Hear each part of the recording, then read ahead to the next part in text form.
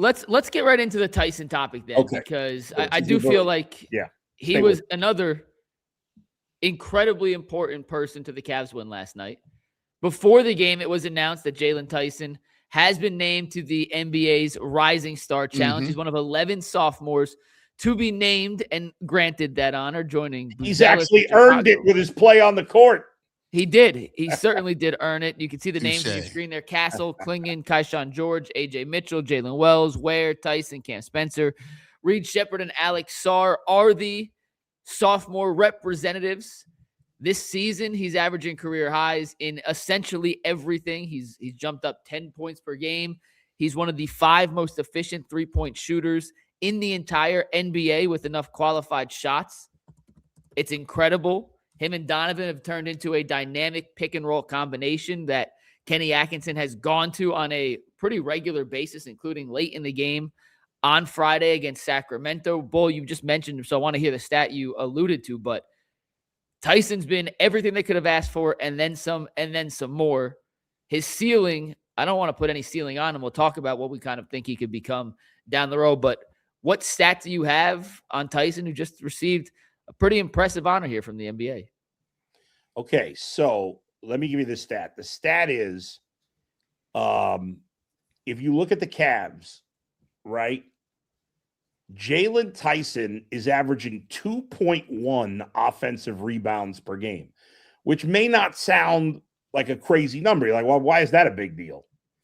You know what Evan Mobley's averaging offensive rebounds a game? I'm guessing not that many. No, it's more than him, but barely. It's 2.3. Jared Allen is averaging 2.1, the same as Jaylen Tyson. Last I checked, guys, Jaylen Tyson's a guard. I know he's a bigger guard, but he's a guard. What is he, 6'5"? Yeah. Okay, he's like 50th in the NBA total in offensive rebounding, or maybe I think he's 50th in the league. There's a lot of big guys. I'm guessing there's not a ton of guards in that top 50 in terms of offensive rebounds, and that just shows you, in addition, clearly he's been good at scoring and just. But to me, offensive rebounding is so much about effort.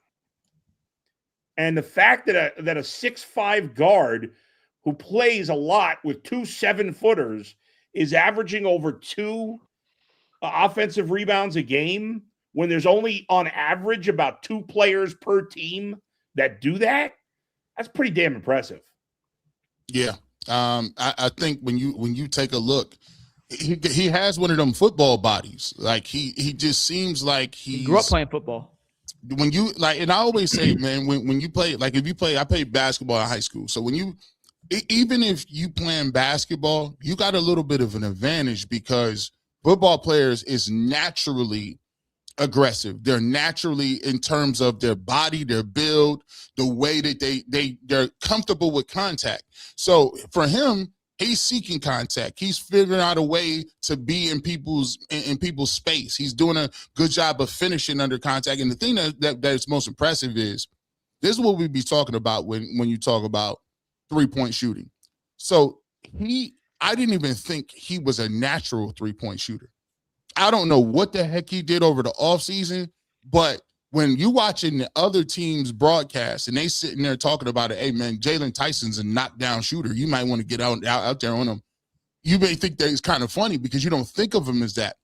He doesn't have his shot, McNuggets, is not the most – it isn't the quickest release. It don't look the nicest, but it be going in and at a high rate. So – that's the thing that really helps you out because, I always talk about Josh Hart. I'm like, man, the Knicks be having a cheat code with Josh Hart. The fact that they got a guard that can rebound the basketball like that to play defense and still be able to hit knockdown threes. For us, he's a guy that's in that mold. And if we can get the other guys to reach their potential, because right now, if this is what he is and he continues to get, if he gets a little bit better, that's one of those picks we talk about where teams be like, oh, where did we get that guy from? Where did he get? This is one of those picks that help your team when the core 4 tap out or the core 4 is where they are. Guys like this help guys get over the hump because he's a dude you didn't expect much from. Dustin, what do you make of Tyson? I think he's an awesome player. I love his football background. We all know his brother's going to be a star draft pick at receiver. What position did Jaylen play in high school? Do we know? He played receiver till he got tight too end. tall. That's why he stopped playing. He grew. I don't know. I like his confidence. I think that I don't know what his parents do or if they're players, if they're coaches or whatever, but it seems like, him and his brother both come from pretty good backgrounds. I mean, they're tough. I like that he's a young player who's willing to call other guys out. He's not intimidated by the moment, not intimidated by other guys in his league who may have more tenure than him or make more money. Like, he's just a guy. He's a grinder. He's kind of grimy. He'll do all the little things that you want out of a player. And the thing I love probably the most is that on January 27th, on January 26th, on February 5th, it doesn't matter what day of the week it is. It doesn't matter what day of the month it is. Guy shows up, and those guys are hard to find. People that bring it every night, it's hard to find. He's been incredible. Jason and I did an Ultimate Cavs show this morning, and we dove into Jaylen Tyson. So if you want even more Jaylen Tyson than we're talking in the next 10 minutes, you could go find that this morning on our YouTube page. What's crazy about Jaylen is when the Cavs drafted him, he was a guy who was coming out of Cal as their primary ball handler, primary playmaker. They ran their entire offense through him, right? He was the leading scorer in the ACC his junior year, his third season. His only season at Cal, but his third season in college. We haven't seen any of that stuff from him on a consistent basis in the NBA. All the little things he's doing now is not what he was drafted as when they brought him in with the 20th pick, which makes me think if he has all this little stuff in his game, an advanced three-point shot, the hustle, the defense, the rebounding, which he did in spurts and at times at Cal, but this wasn't what he was known as coming out.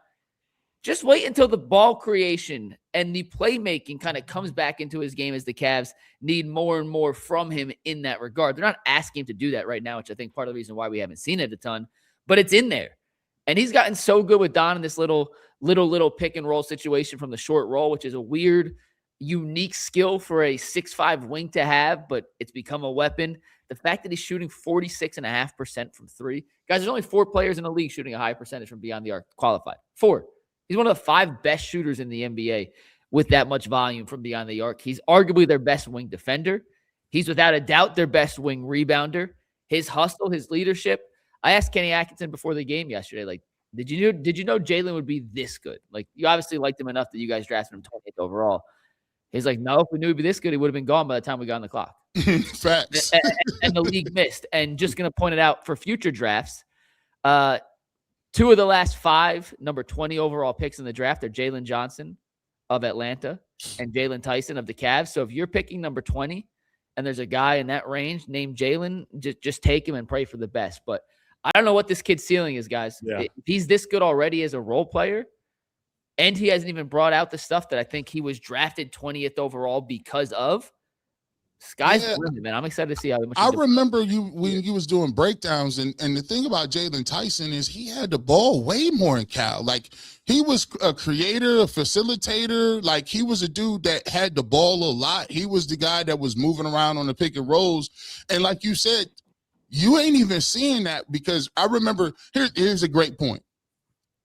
You talked about this, and this is a very strong point of why, we talk and we laughed and joke about the whole Monty Bates thing. And one thing that you always said stood out was the fact that you're playing for a team in the Cavaliers where you already got 2 ball handlers and Darius Garland and Donovan Mitchell who need the ball at all times. They're trying to figure out to get the ball more to Evan Mobley and figure out if he can facilitate and do some things. So that means you're not going to ever have the rock in your hands. So you better be elite at doing the other small things, and Imani couldn't get on the court. But I think Jaylen Tyson took heed to that when he came in and said, okay, let me look around. Oh, I already know Donovan got the ball. I know Darius going to have the ball. Evan, they've been talking about working with Evan and getting the ball. What I need to understand is I need to figure out where I fit and how do I get minutes. And the things that he understood was, I got to play defense. I got to be a defensive guy. I got to be a hustle guy to get my initial foot in the door to play, right? He started getting those minutes, right? He's like, okay, well, what's the next thing? I'm not going to get very many shots. I'm never going to be the first or second option when coach is drawing something up. Here's what I need to do. I need to rebound the basketball. I need to get mine off the garbage stuff, and I need to hustle, get out, and do certain things. And then as he started getting minutes, and as other people started going down, like Darius and Max Strus is down, and a lack of shooting with Sam Merrill not being in, what had happened is now Jaylen Tyson is like, okay, now I get to show some other parts of my game due to those injuries, and he's done a great job of taking advantage of it. And when he's getting those shots, and now to your point, they're calling plays in crunch time where he's doing the small pick and roll. They're giving him the ball where he got the green light to pull up and shoot. So it just goes to show you your true skill set ain't what's going to really get you into the game and keep you there. It's about what you can do prior to that to give you more minutes to show what you can actually do. And I think he's a good example for young players when they come in the league of how you got to move in order to get your foot in the door. And one thing on that, and Donovan spoke to this last night, when they drafted Jaylen, that was the last first-round pick the Cavs controlled without any swaps, without any trades, until 2031. So it was a pick they kind of had to hit on, right? And when they got Jaylen in here, Don said last night that he took Jaylen under his wing immediately. He said, I got to make this kid an NBA player. And those two are like brothers. Like, they're almost inseparable in the locker room. They did their post-game media together last night. When Jaylen post-game was asked about making the Rising Stars Challenge, he took the humble approach, and Don looked at him and said, stop being humble. Tell him what you really think. And Jaylen was like, all right. Don paid his technical foul the other night, by the way, and said he's going to pay for the one. Like those two have become like this. That's part of the reason their pick and roll has been so successful. They work on it after practice every day. And if you're a young player drafted outside the lottery, right, and you got the best player on the team who takes you under the wing immediately and says, you're coming with me. And Dustin, I would love for you to speak on this from your perspective on the NFL side. That builds so much confidence in a young player. And Jaylen he was confident to begin with. The difference between last year and this year in his confidence, and even from when I talked to him in our sit down 8 games in to now 48 games in, the confidence has grown exponentially. And the results speak for themselves. So Dustin, I don't know if that happened to you per se, but I'm sure you've seen a situation like that where an older player, one of the better guys on the roster, has taken a guy under his wing, and how much that confidence can turn into positive results on the field. I mean, it happened for me from day one at Ohio State with Mike Doss. You know, having a guy who's an All-American, who's accomplished everything, who is the number one vocal leader on the team, basically wrap his arms around you and kind of give you. It's like, imagine being the kid that gets bullied in school, and all of a sudden the most popular kid in school becomes your best friend. And that amount of confidence it gives you, you can't describe it, you know? And I had that with guys in my career. The most probably influential one was Mike when I was at Ohio State, because I was a freshman and they moved me to corner, and I was scared to death. I was scared of my own shadow to play that position. I never played it in my life. I got to go guard these receivers who are these freak athletes. And that's crazy. You know, I didn't even believe in myself, you know, and Doss is like, nah, man, you're a better athlete than these guys. And so like, I needed that. And I don't know that Tyson needs it, but it certainly doesn't hurt. No. But what do you think his ceiling is as a player? Is he a guy who's going to be an elite role guy on a really good team? Do you think he could be one of the guys in the foundation that you build around? Is it too early to even put a ceiling on a player like Jaylen? I think I'd be disingenuous if I really thought I had a great feel for how high his ceiling is, honestly. But I mean, he's a guy who works hard and plays hard. And when you have, that's something you can't teach, right? Like we talk about, does this guy have a dog in him? Well, I think you either have that or you don't. And some guys don't. And we've seen that with the Cavs. We've seen it with Jared Allen, to some degree with Mobley. And this guy does. I think that's obvious. So whatever his perceived ceiling was coming into the NBA is probably higher because the guy's out working people. And going back to my stat, maybe you think it's a useless stat, but I double checked and I looked at, I was able to just look at guards that average more than 2 offensive rebounds a game. There's only 6 guards in the entire league averaging more than 2 offensive rebounds a game. And I believe all the other guys are taller than him, Mike. You tell me, but the guys ahead of him, Amon Thompson from Houston. Taller. Ausar Thompson from Detroit. Taller. Dyson Daniels from Atlanta. He's 6'5", he's about the same size. Okay, Scotty Barnes. Definitely taller and not a guard. Oh, okay. They list him here as a guard. And Justin Champagne. Very bad pronunciation of his name, but yeah, he's a little bigger. Well, how do you say it? It's Oh, now I'm scared to Now say you it. don't know it. It's not Champagne though. All right. Well, the guy in San Antonio, right? No, he's on. It says Washington. Am I thinking of someone else? Justin, he's undrafted from Pitt. Who am I? Who's the guy in San Antonio? Who's the guy I'm thinking of on San Antonio? The guy's well, I'm looking that up. G, what do you think his ceiling is? Never played in San Antonio. So I like to bring my saying like I gotta have a unique. I think he is a higher version of Josh Hart, but a lower version of Brandon Roy. So if to get to where the lower version of Brandon Roy is, he needs to be able to create a little more off the dribble. He needs to be able to be pull up off the dribble, be more of a creator that gets his own shot. I mean, Brandon Roy, if you go back and look, Brandon Roy was cold-blooded. I mean, he got it at the elbow. He got it at the nail, the paint. He could do a lot of things. He just injuries. And Josh Hart is a physical guy. He has less of a package offensively, but he can knock down shots if he's open. So to me, I think he's somewhere a hybrid between those two players. I think if the problem I think with him is he's one of those players that because he plays with other good players, he's never going to be the number one option. So his numbers is going to be capped a little bit. But if he was to play on another good team, I think he plays the game in the right way. So he still wouldn't have that many points. He would have more assists. He would have more rebounds, but I don't think he would be a high volume shooter. So I think somewhere, if he's going to cap out, I would like him to cap out about 17.5 points. Maybe if he got you 5-6 assists and somewhere around, if you got 7-8 rebounds, that is a JV triple double. And I'll take the JV triple double if he's not my first option. If he's your third option doing that, you're gonna win a lot of games. Entering this season, I didn't think Jaylen Tyson ever had a chance to be an all-star. I think he's a chance to make an all-star team throughout his NBA career. Wow. And that's how high I think his ceiling has become. And I actually feel, I don't want to say confident he'll make it, but I feel confident he'll get into the conversation of guys who are perennially in that discussion for the last couple all-star spots. And Bull, do you know why I never heard of Justin By the way, it's Champagnie.